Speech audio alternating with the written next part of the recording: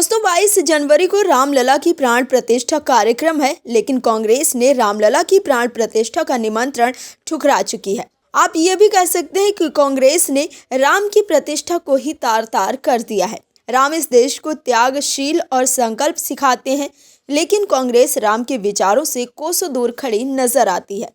तभी तो वह तुष्टीकरण की राजनीति के आगे नतमस्तक होकर रामलला की प्राण प्रतिष्ठा कार्यक्रम में नहीं जा रही है। लेकिन दोस्तों, ये कांग्रेस पहली बार नहीं कर रही है। नेहरू गांधी परिवार के बड़े और देश के पहले प्रधानमंत्री दिवंगत जवाहरलाल नेहरू भी ऐसा कर चुके हैं। राम जिसके आराध्य हैं, कथित तौर पर नेहरू ने उनका अपमान किया था, जैसा कि उन पर आरोप लग रहा है। क्या है खबर, बताते हैं आपको।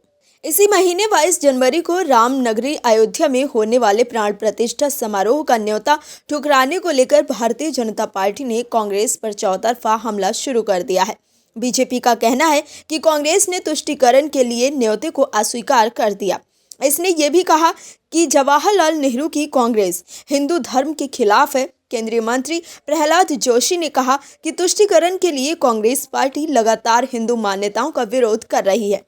पिछले 2-4 दशकों में जब भी राम मंदिर का मुद्दा उठा है, उन्होंने हमेशा इसका विरोध किया है। उन्होंने यहाँ तक कहा कि भगवान राम एक काल्पनिक व्यक्ति थे और राम सेतु पर भी सवाल उठाया। वर्तमान कांग्रेस पार्टी तुष्टीकरण की पराकाष्ठा पर पहुंच गई है। मैं उनके फैसले से हैरान नहीं हूं। बता दें कि कांग्रेस पार्टी ने बुधवार को कहा कि अयोध्या के राम मंदिर में रामलला की मूर्ति के प्राण प्रतिष्ठा कार्यक्रम में पार्टी अध्यक्ष मल्लिकार्जुन खड़गे, पूर्व अध्यक्ष सोनिया गांधी और लोकसभा में पार्टी के नेता अधीर रंजन चौधरी शामिल नहीं होंगे, क्योंकि यह बीजेपी और राष्ट्रीय स्वयंसेवक संघ का आयोजन है तथा अर्धनिर्मित मंदिर का उद्घाटन चुनावी लाभ के लिए किया जा रहा है। अब बीजेपी कांग्रेस पर हमलावर है। कर्नाटक बीजेपी नेता सीटी रवि ने दावा किया कि भारत के पहले प्रधानमंत्री और दिवंगत कांग्रेस नेता नेहरू ने गुजरात के प्राचीन सोमनाथ मंदिर में जाने से इनकार कर दिया था। उन्होंने कहा है कि कांग्रेस हमेशा से हिंदुत्व के खिलाफ रही है। सोमनाथ मंदिर का पुनर्निर्माण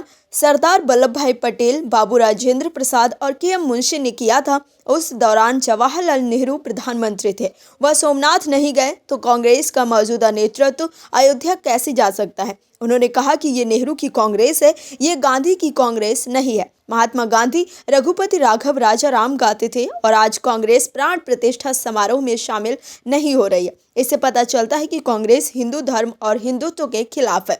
दोस्तों, जिस तरह से कांग्रेस ने रामलला प्राण प्रतिष्ठा कार्यक्रम का न्योता ठुकराया है, उसको देखकर तो ऐसा ही लग रहा है कि कांग्रेस को सिर्फ 18% आबादी की ही चिंता है। वो बिल्कुल भी अपनी तुष्टीकरण की राजनीति को छोड़ना नहीं चाहती है। लेकिन कांग्रेस इस बात का ठीक से आकलन ही नहीं कर पा रही है कि राम का अपमान करना कांग्रेस को बड़ा राजनीतिक नुकसान कर सकता है। Bureau report, OMH news. और भी वीडियोस देखने के लिए चैनल को सब्सक्राइब करें और बेल आइकन को दबाएं।